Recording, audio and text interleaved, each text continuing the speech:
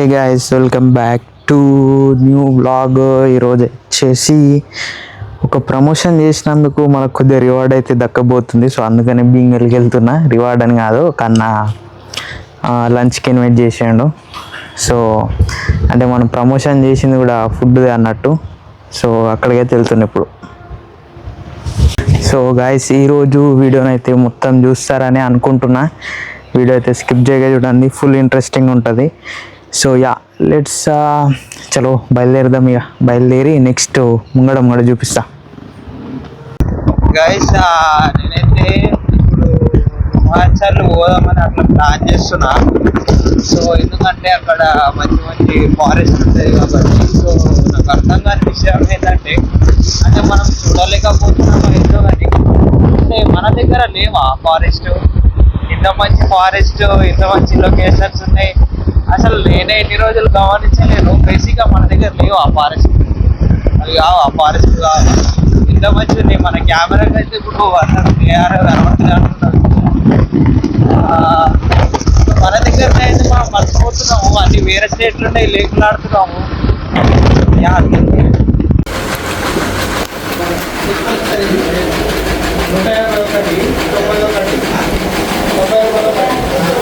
Guys, మంచిగా food తినేసాం.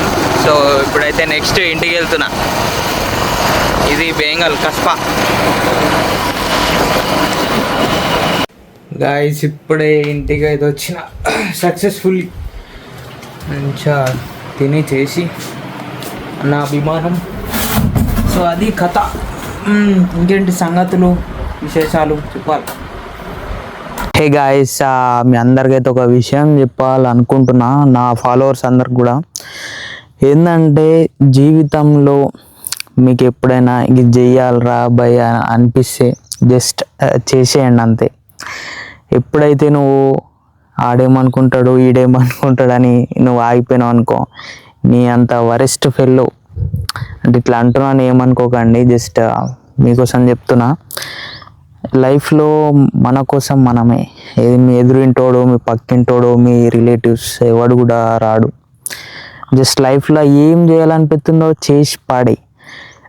Just imagine, నువ్వు ఒక మినిమం బతుకుతే 60-70 ఏళ్ళు, నువ్వు చచ్చిపోయే మూమెంట్లో అరే ఆ రోజు ఇది చేస్తే బాగుండేరా అనేటువంటి రిగ్రెట్స్ ఉండద్దు, పెట్టుకోకు.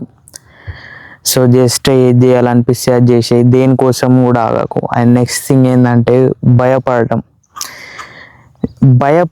అనేది దాన్ని అయితే మనం భయపడుతూనే ఉంటాం. జస్ట్ ఒకసారి దాన్ని ఫేస్ చేసి చూడు, ఒకసారి ఆ భయంని ఫేస్ చేసి చూడు.